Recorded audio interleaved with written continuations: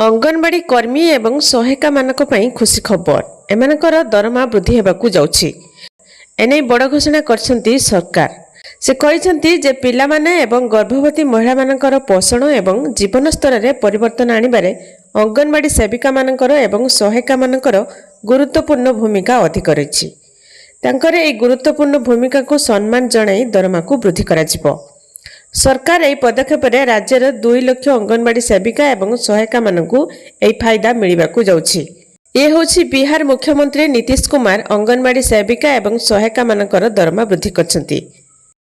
कर्मी मानकर दरमा 7,000 टंका बढ़ा जाई 9,000 टंका करा जाईछि एवं सहायिका मानकर दरमा 4,000 टंका बढ़ा जाई 4,500 टंका करा जाईछि।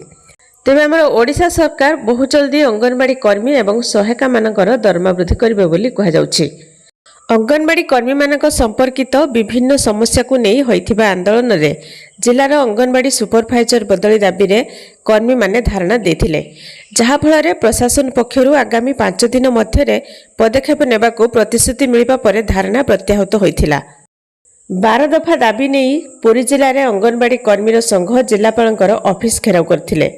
सेमानकर दाबी गुड़िक मध्य श्रमिक विरोधी केंद्र सरकार 4टी श्रम कोड को बातिल करबा, अंगनवाड़ी कर्मी एवं सहायिका मानकू मासिक सर्वनिम्न 36,000 टंका भत्ता प्रदान करिबा, अवसरकालीन सहायता राशि तुरंत प्रदान करिबा, स्वास्थ्य संबंधित बैठक पई भत्ता प्रदान करिबा एवं कर्मी को ऊपर कार्यानुष्ठान बातिल करिबा आदि अंतर्भुक्त।